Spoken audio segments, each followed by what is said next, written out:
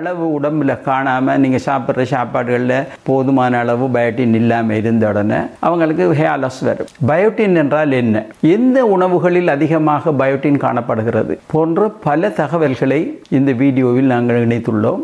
Biotin என்பது ஒரு vitamin B என்ற எடுத்துக்கொண்டீங்கன்னா அந்த விட்டமின் பியில் 7வது விட்டமின் B7 என்று நாங்கள் சொல்லுவோம். ஒருவருடைய இந்த முடி வளர்ச்சியை அதிகப்படுத்துறதுக்கும் பயோட்டின் உதவி செய்து, அடுத்தது ஸ்கின்னுக்கு உதவி செய்து உங்களோட தோல் அழகாக வச்சுக்கொள்றதுக்கு தோல் வளர்ச்சி எல்லாத்துக்கும் தேவைப்படுது.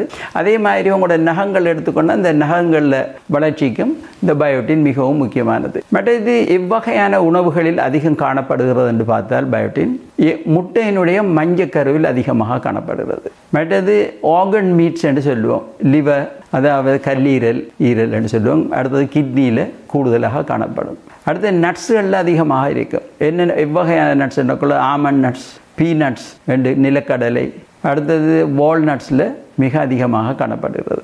அந்த நட்ஸில் செய்யப்படுற பட்டர் ரெண்டு விற்கிறாங்க, அதிலேயும் கூடுதலாக காணப்படும். அடுத்தது சோயாபீன்ஸில் அதிகமாக காணப்படும். அடுத்தது கடலை வகைகள், ஏனைய கடலை வகைகள், பயிர் வகைகளிலேயும் கூடுதலாக காணப்படும்.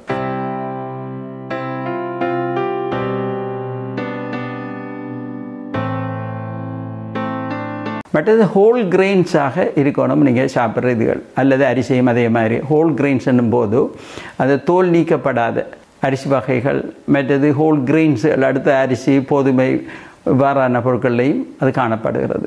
காலிஃப்ளவர்லையும் அதிகம் காணப்படுகிறது. அடுத்தது வாழைப்பழத்தில் காணப்படுகிறது. அடுத்து மஷ்ரூம்லேயும் நீங்கள் வாங்கி பார்க்கலாம். காளான் உணவுகள்லேயும் இது கூடுதலாக காணப்படுது. மற்றதில் ஒரு முக்கியமான விடயத்தை நீங்கள் கவனித்து கொள்ளணும்.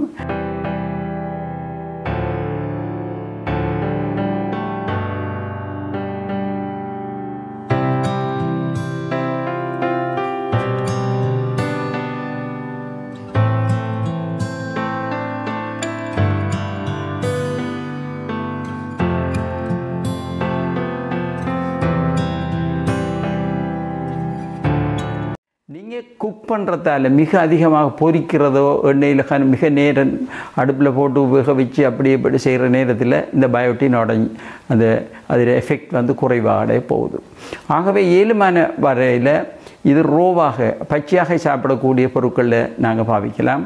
அடுத்தது குறைவாக குக் பண்ணி இந்த ஒரு அரை இதிலே எடுக்கக்கூடியதாக இருந்தால் அந்த ஹாஃப் குக்கிங்ஸில் எடுக்கிற உணவுகளில் கூடுதலாக இந்த அதில் திறன் அதிகமாக இருக்கும்.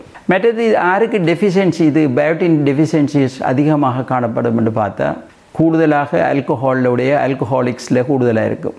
ஆல்கஹால் என்ன செய்யும் சொன்னால் இது பயோட்டின்ட்டு எங்களோட குடல் உறிஞ்சி எடுக்கிறத தடை செய்யுது.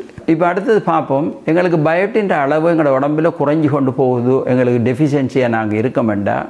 எங்களோட முடி வந்து மிகவும் மென்மையானதாக காணப்படும், தின்னிங் ஆஃப் ஹேர். இது பயோட்டினில் மட்டும்தான் என்று நான் சொல்ல வரல.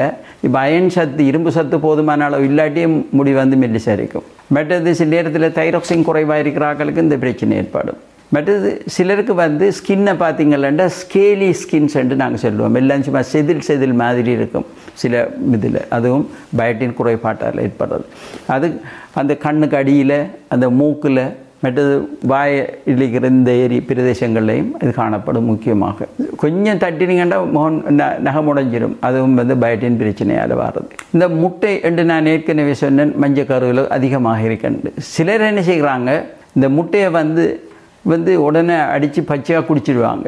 அந்த பச்சையாக இருக்கிற முட்டையில் ஒரு அவிடின் என்று சொல்லக்கூடிய ஒரு புரோட்டீன் ஒன்று இருக்கிறது. அந்த புரோட்டீன் வந்து பயோட்டினை வந்து எங்களை உடம்பு உறிஞ்சி எடுக்கிறத தடை செய்யும்.